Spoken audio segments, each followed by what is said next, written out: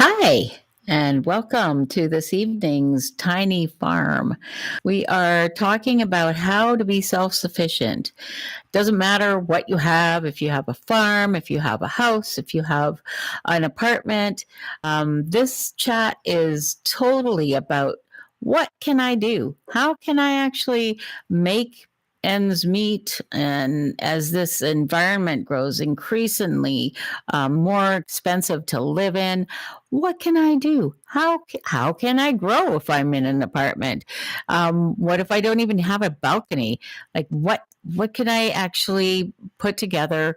How can I be more self-sufficient? That's what this is all about. We're going to move forward. We're going to try to make things on our terms, like so that when things go down, we have more control. And that's what this is all about. It's all about control. Let's be in control of our own destinies. Let's be in more control of our own lives and be able to, hey, I have food. Man, that's I don't even know what to say about that because honestly, when I was growing up, food was a given. And now it's like, the ships might not be able to get through the Suez Canal, or they might not be able to get through Panama Canal is almost closed. So, what what can we do to actually make sure that we don't, starve, go hungry? This is just taking care of ourselves. 101, and that's all I'm trying to do. Oh, I want to help others. Take care of yourselves. 101. What do you need to do? I think some people are already doing it. Many people are already doing it, actually. Some people in my family are already doing it to greater and lesser extents. Um, People who are living in the cities are now actually, putting in a lot more gardens, which is phenomenal. But now in some countries, they're expected to register their garden. You've got to be kidding me.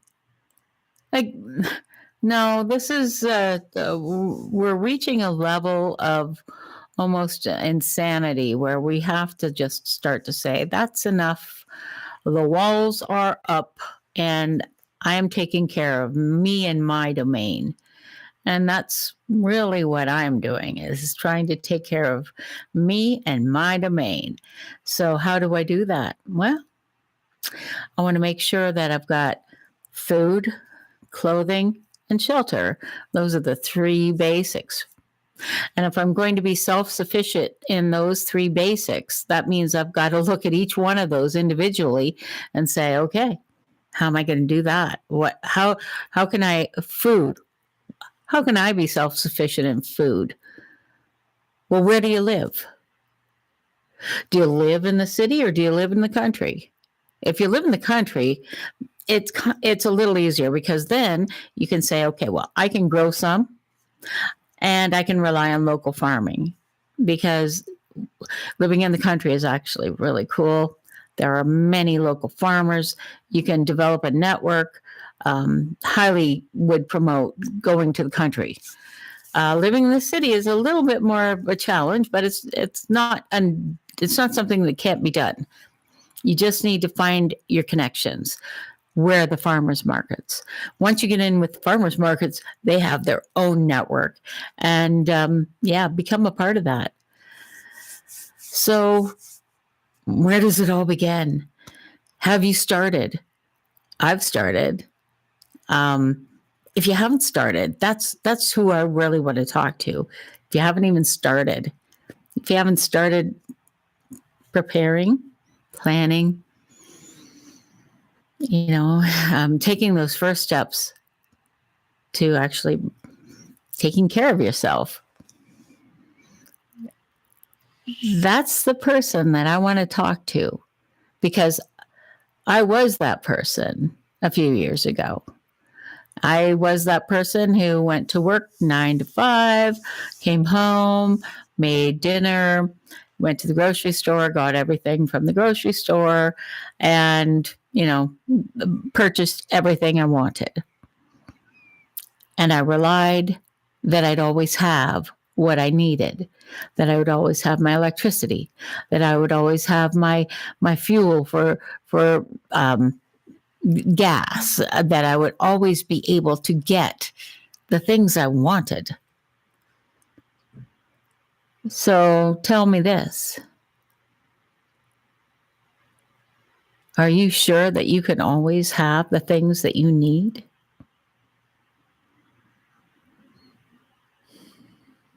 Because I'm not. And that is why I started down this path to begin with.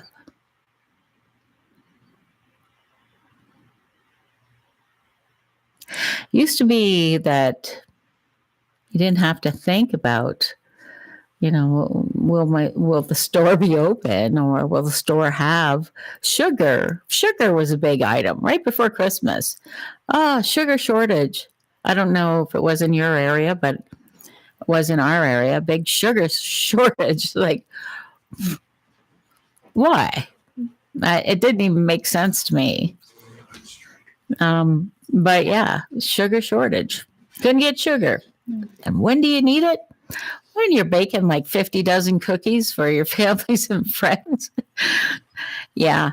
To me, that's not a real shortage. That one is a created shortage. And unfortunately, we've got so much more of that crap that is just out there. You can't depend on anybody but yourselves. So how do you do that? Where do you start? Now, I know I started, I actually just started researching. I started doing a research on what does one family need to live on in a year? How much rice, how much, everything. That's a lot. And you can't go out and buy that in one foul swoop. You have to actually take your time, buy a little bit at a time. So I guess if you aren't prepared, then what happens is going to happen. And you have to accept that, because that's on you. Because if you've seen what's going on around you, you have two choices. You take care of yourself, or someone else is going to take care of you, and you might not like that. Two choices.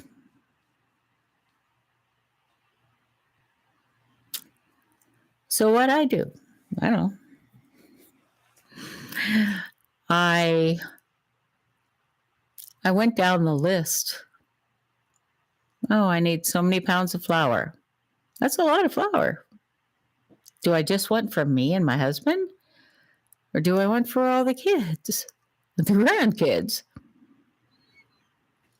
A lot to take in. So I bought what I could. And when I was done one, I went to the next, and on and so forth.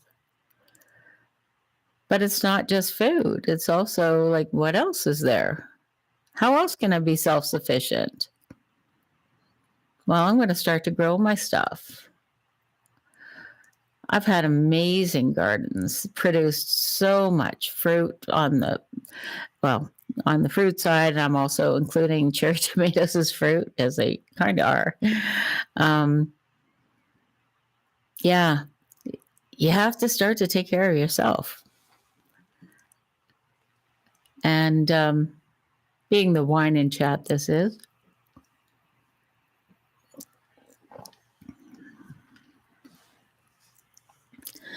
you really have to think about this. This is not something that's going away.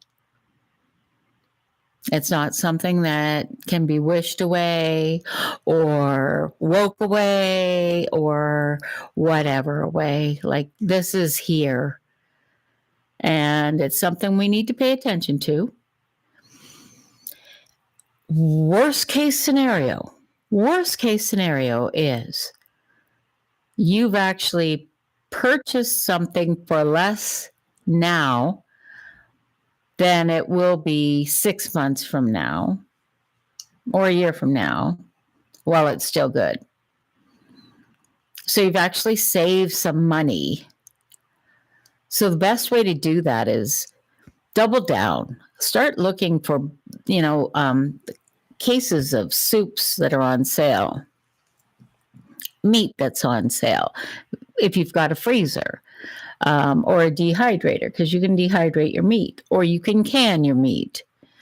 Anything that's on sale, double down. And you don't have to do everything in that 1 week or in that 1 month. Take your time. This month, I'm going to do some canning, so I'll buy some meat. Next month, I'm going to focus on something else. And you just do that. That becomes part of your process, part of your day, part of your month, part of your year, part of tiny farm living, which is, I am on my own. I take care of myself. I know how to do this. I've got everything I need. I don't need the government, and I don't need you, whoever you is. And maybe you do need some of the government. So I'm not trying to say you don't, but I'm trying to say is you just need to be prepared.